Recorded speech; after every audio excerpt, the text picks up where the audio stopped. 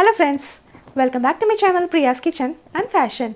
என் பேக்ரவுண்டை பார்த்தாவே உங்களுக்கு தெரிஞ்சிருக்கும். நம்ம இன்றைக்கி பார்க்க போகிறது எங்கள் வீட்டு விநாயகர் சதுர்த்தி vlog தான் பார்க்க போகிறோம். நீங்கள் எல்லோரும் உங்கள் வீட்டில் எப்படி கொண்டாடினீங்க, நல்லா கொண்டாடினீங்களா? நான் எங்கள் வீட்டில் எப்படி கொண்டாடினோம் அப்படிங்கிறது தான் இன்றைக்கி பார்க்க போகிறோம். ஸோ வாங்க வீடியோக்குள்ளே போய் தெரிஞ்சுக்கலாம்.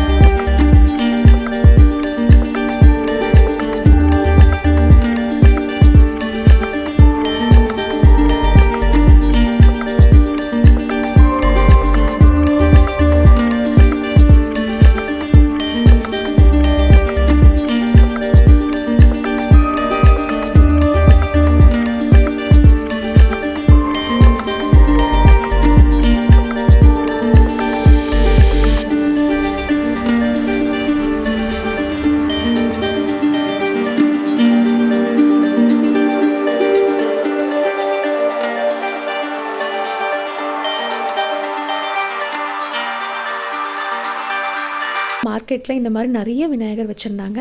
நமக்கு வேணும்னா அங்கேயே கூட செஞ்செல்லாம் கொடுத்தாங்க. அதாவது களிமண்ணில் நமக்கு சொல்கிற ஷேப்பில் எந்த சைஸில் வேணும் அந்த மாதிரி செஞ்சு கொடுத்தாங்க. ஸோ விநாயகர் சதுர்த்திக்கு தேவையான பூக்கள் அப்புறம் பழங்கள் எல்லாமே வந்து பர்ச்சேஸ் பண்ணோம். இதுதான் வந்து நம்ம சொன்னோன்னா அங்கேயே வந்து செஞ்சு கொடுப்பாங்க. அந்த மாதிரி ஆப்ஷன்லாம் இருந்தது. நமக்கு கலர் பண்ணோன்னா அங்கங்கே கோல்டன் பெயிண்ட் பண்ணி கொடுக்குறாங்க, இல்லைன்னா அப்படியே செஞ்சு நம்ம கொடுத்துட்றாங்க. இந்த மாதிரி ஃப்ரெஷ்ஷாக வாங்கிட்டு போய் கூட நம்ம வீட்டில் பூஜை செய்யலாம். அப்புறம் அங்கேயே பக்கத்தில் பார்த்திங்கன்னா நிறைய கலராக கொடை வச்சுருந்தாங்க. அது வந்து சைஸ் வாரியாக இருந்தது. அது பார்க்க ரொம்ப அழகாக இருந்தது. ஒரு சின்ன பேப்பர் பிளேட்டில் ரொம்ப அழகாக க்ரியேட்டிவாக பண்ணியிருந்தாங்க. ஸோ அதுவும் நல்லா இருந்தது. இதெல்லாம் பார்த்திங்கன்னா 50 to 60 rupees வந்துச்சு. சைஸுக்கு ஏற்ற மாதிரி பெரிய சைஸ்னால் வந்து 80 rupees சொன்னாங்க, சின்னதுனா 50 rupees சொன்னாங்க.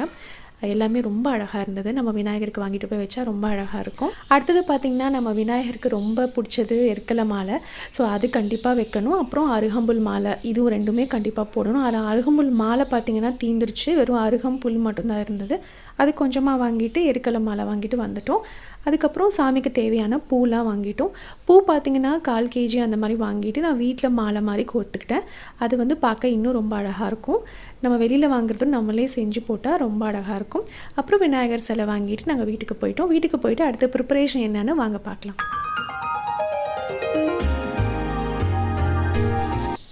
அன்றைக்கி மார்னிங் பார்த்திங்கன்னா ஃபஸ்ட்டு பேக் ட்ராப் டெக்கரேஷன் தான் நான் பண்ண ஆரம்பித்தேன்.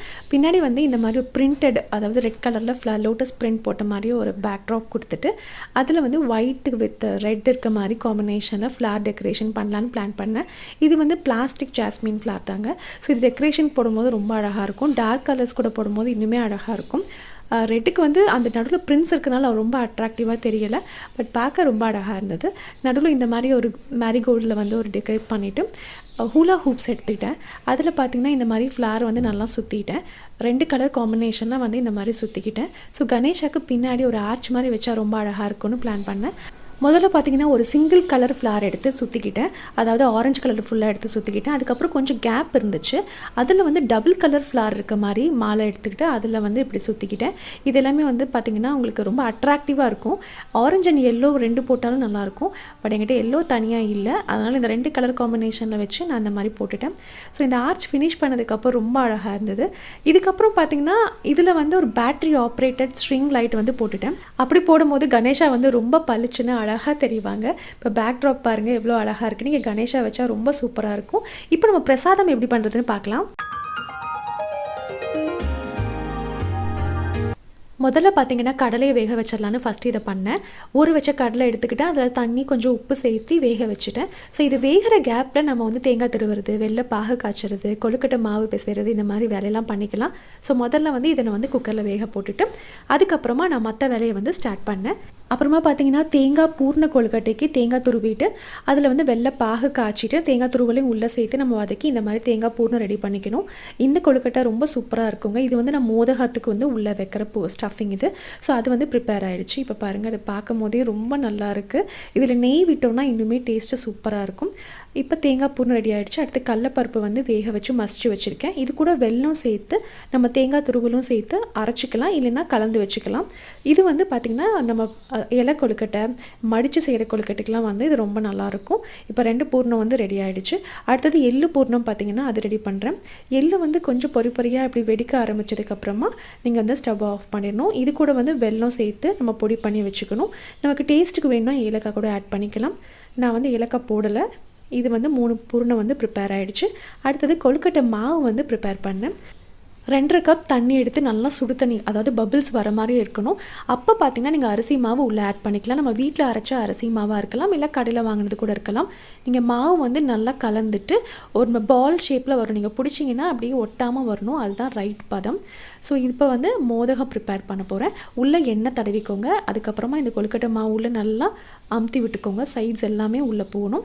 அதுக்கப்புறமா நான் செஞ்சு வச்ச தேங்காய் பூரணம் வந்து உள்ளே வச்சு அப்படியே க்ளோஸ் பண்ணிடணும். ரொம்ப அழகாக மோதகம் வந்து சூப்பராக கிடச்சிருங்க. இந்த மாதிரி அச்சு வாங்கி வச்சுட்டிங்கன்னா ரொம்ப ஈஸியாக பண்ணிக்கலாம். இதுலேயே 3 இருக்க மாதிரி இருக்குது, சிங்கிளாகவும் இருக்குது. 3 இருந்துச்சுன்னா இன்னுமே ஈஸியாக நமக்கு வேலை முடியும். இப்போ வந்து கீழே சின்னதாக ஒரு பார்ட் நம்ம எடுத்து கொழுக்கட்டை பின்னாடி வந்து க்ளோஸ் பண்ணிடணும். நீங்கள் எண்ணெய் அப்பப்போ தொட்டுக்கோங்க, அப்படின்னா உங்களுக்கு ரொம்ப ஈஸியாக வரும். அவ்வளோதாங்க, மோதகம் வந்து சூப்பராக ரெடி ஆயிடுச்சு. இதே மாதிரி நீங்கள் ஒரு 10 கொழுக்கட்டை அந்த மாதிரி செஞ்சுட்டு மொத்தமாக நீங்கள் வேக போட்டுக்கலாம். இப்போ இதே மாதிரி நான் வந்து செஞ்சுட்டேன். ஸ்டீமரில் ஒரு 10 கொழுக்கட்டை அந்த மாதிரி நீங்கள் அடுக்கி வச்சுக்கலாம். வச்சுட்டு முதல்ல இது வந்து வேக வச்சு எடுத்துக்கோங்க. இப்போ நான் இது ஸ்டீமரில் வச்சுட்டேன். அடுத்தது பார்த்திங்கன்னா இலை கொழுக்கட்டை வந்து செய்ய போகிறேன். இதில் வந்து எண்ணெய் தடவிக்கோங்க. நீங்கள் இலையிலையும் செய்யலாம், இல்லைனா பேக்கிங் பேப்பர் கூட எடுத்துக்கலாம். இதில் வந்து நல்லா தட்டிட்டு நம்ம செஞ்சு வச்ச பூர்ணம், உங்களுக்கு எந்த பூர்ணம் வேணுமோ நீங்கள் வச்சுக்கலாம். நான் அந்த கடலைப்பருப்பு பூர்ணம் வச்சுருக்கேன். இப்போ இதை அப்படியே மடிச்சிட்டிங்க, இலையோடு சேர்த்து மடிச்சிட்டிங்க அப்படின்னா உங்களுக்கு அழகாக வந்துடும். சைட்ஸில் வந்து அப்படியே க்ளோஸ் பண்ணிடுங்க. அவ்வளோதான், இந்த கொழுக்கட்டை வந்து சூப்பராக ரெடி ஆகிடுச்சு. இதே மாதிரி நீங்கள் மீதி இருக்கிறதும் பண்ணிக்கலாம்.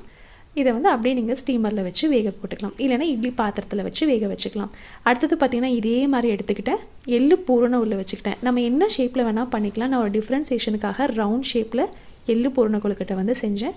இதே மாதிரி க்ளோஸ் பண்ணி எல்லா பக்கமும் நல்லா க்ளோஸ் பண்ணிட்டு உருட்டிட்டிங்கன்னா எள்ளு பூரண கொழுக்கட்டை ரெடி ஆயிருங்க. அவ்வளோதான். ஸோ இந்த கொழுக்கட்டையும் நான் அடுப்பில் வச்சு வேக வச்சு எடுத்துக்கிட்டோம். 10 மினிட்ஸ் நீங்கள் வச்சிங்கனாவே போதுங்க, சூப்பராக வெந்துடும். அண்ட் கொழுக்கட்டை மாவு பார்த்திங்கன்னா அவ்வளோ சாஃப்டாக நல்லா இருந்துச்சு. அதே மாதிரி நீங்கள் வேக வைக்கும் போது பார்த்தீங்கன்னா ஒரு சின்ன இலை துண்டில் அதுக்கப்புறமா நீங்கள் வேக போட்டிங்க அப்படின்னா உங்களுக்கு இன்னுமே ரொம்ப நல்லாயிருக்கும். இல்லைன்னா ஒரு மாதிரி தண்ணி விட்டுற மாதிரி இருக்கும். அடுத்தது பார்த்திங்கன்னா கார கொழுக்கட்டை பண்ணேன், அதாவது கார பிடி கொழுக்கட்டை. இதில் வந்து நீங்கள் வெங்காயம் ஆட் பண்ணுறதுனாலும் பண்ணலாம், இல்லை நீங்கள் சாமிக்கிட்ட வைக்கும் போது வெங்காயம் இல்லாமல் வச்சிங்கன்னா ரொம்ப நல்லாயிருக்கும். இப்போ இந்த பிடி கொழுக்கட்டை முடிச்சாச்சு. அடுத்தது இனிப்பு பிடி கொழுக்கட்டை பண்ணுறேன். வெள்ளை பாகு காய்ச்சிட்டு அதுக்கப்புறமா அரிசி மாவை நீங்கள் சேர்த்து நல்லா பிசைஞ்சிக்கோங்க. பிசைஞ்சிட்டு இந்த மாதிரி பிடிச்சி வச்சிட்டிங்கன்னா பிடி கொழுக்கட்டை ரெடி ஆயிருங்க. இப்போ கடலை நல்லா வெந்துருச்சு. இப்போ நம்ம சுண்டல் தாளிச்சிடலாம்.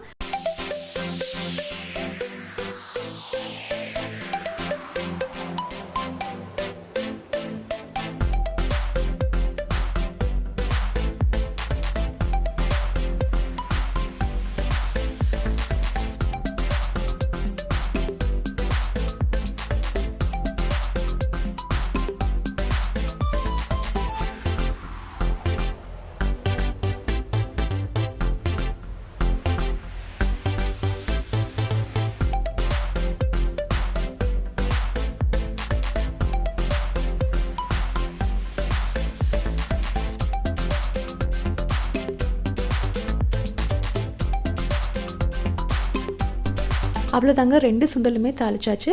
நான் வெங்காயம் சேர்த்தலை. நம்ம சாமிக்கிட்ட வைக்கும் போது வெங்காயம் இல்லாமல் வச்சா ரொம்ப நல்லது. ஒரு சிலர் பார்த்திங்கன்னா தேங்காய் கூட சேர்த்த மாட்டாங்க. ஸோ தேங்காய் சேர்த்தாமல் இருக்கிறதும் நல்லது தான். அடுத்தது பார்த்திங்கன்னா கொஞ்சமாக பொங்கல் செஞ்சேன். பொங்கலும் ரொம்ப சூப்பராக நல்லா கலர்ஃபுல்லாக இருந்தது, பார்க்கவே ரொம்ப நல்லா இருந்தது. பொங்கல், வடை, பாயாசம் எல்லாமே ஆப்ஷன் தாங்க. வரலட்சுமி நோமானிக்கு கலசத்தில் நம்ம அரிசி போட்டிருந்தோம், அது வந்து பொங்கல் பண்ணணும். நான் எதுவுமே பண்ணலை. அதனால் நான் வந்து விநாயகர் சதுர்த்திக்கு பொங்கல் பண்ணிட்டேன். நம்ம பண்ணுறதும் பண்ணாதும் நம்ம இஷ்டம்தான். அடுத்தது பார்த்திங்கன்னா எங்கள் வீட்டில் குட்டி பசங்க சூப்பராக அழகாக குட்டியாக கணேஷா பண்ணாங்க. அவங்க ப்ளேடோ யூஸ் பண்ணி ரொம்ப அழகாக கணேஷா பண்ணாங்க. ரோஹித் தான் வந்து சூப்பராக பண்ணார். அண்ட் ரேஷ் வந்து அப்பப்போ ஹெல்ப் பண்ணார். அவர் வந்து லட்டு பண்ணார், அதை சொல்ல சொன்னார். அவர் குட்டி குட்டியாக க்யூட்டாக லட்டு பண்ணி வச்சுருக்காரு கணேஷாவுக்கு. இந்த கணேஷா பார்த்திங்கன்னா அவங்க ஸ்கூலில் வந்து ஒரு காம்படிஷன் வச்சுருந்தாங்க. ஸோ அதில் வந்து பண்ணார். அதனால் அவருக்கு ரொம்ப ட்ரெயின் ஆகிடுச்சு. 2 தடவை பண்ணி ரொம்ப சீக்கிரமாக அவர் வந்து சூப்பராக கணேஷா பண்ணிட்டாரு.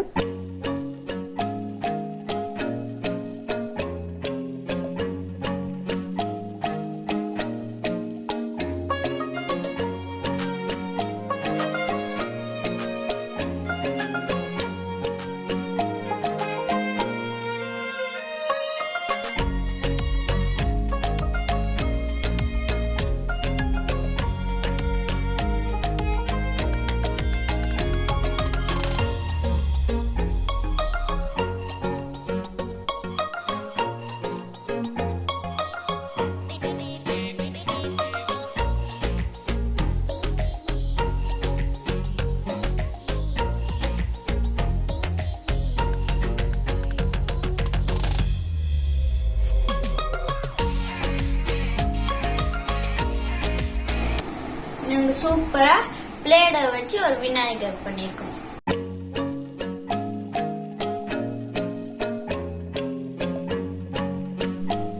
பிரசாதம்லாம் செஞ்சு முடிச்சுட்டு சாமி கும்பிட்றதுக்கு வந்தோம். அண்ட் கணேஷாவை பார்த்திங்கன்னா மனையில் உட்கார வச்சாச்சு, மாலை போட்டாச்சு. அடுத்தது நான் வாங்கிட்டு வந்தால் அந்த கொடையும் வச்சாச்சு. இப்போது ரொம்ப சூப்பராக இருக்கார் கணேஷா. பின்னாடி பேக் ட்ராப்பில் பார்த்திங்கன்னா அந்த பேட்ரி ஆப்ரேட்டர் லைட்ஸ் போட்டுட்டேன். ஸோ அந்த ஆர்ச் வந்து ரொம்ப அழகாக பளிச்சுன்னு தெரியுது. அடுத்தது நம்ம வந்து அருகம்புல் மாலை, எருக்கலை மாலை வந்து சாமிக்கு சாத்தணும். அதுவும் வந்து போட்டாச்சு.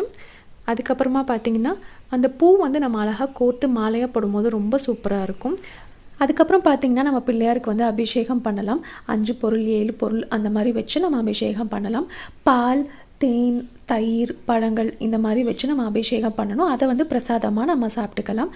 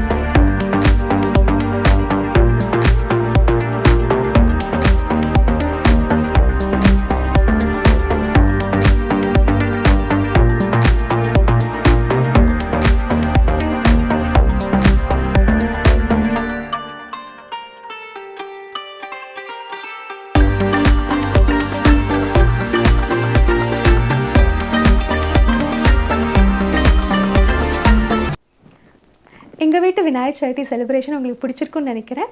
அப்படி பிடிச்சிருந்துச்சுன்னா ஒரு பிக் தம்ஸ் அப் கொடுங்க. உங்கள் ஃபீட்பேக்கை கமெண்ட் செக்ஷனில் சொல்லுங்கள். அண்ட் நீங்கள் எப்படி செலிப்ரேட் பண்ணீங்கன்னு கமெண்ட் செக்ஷனில் சொல்லுங்கள். மீண்டும் ஒரு இன்ட்ரெஸ்டிங்கான வீடியோவில் உங்கள் எல்லாரையும் சந்திக்கிறேன். அது வரைக்கும் பாய்.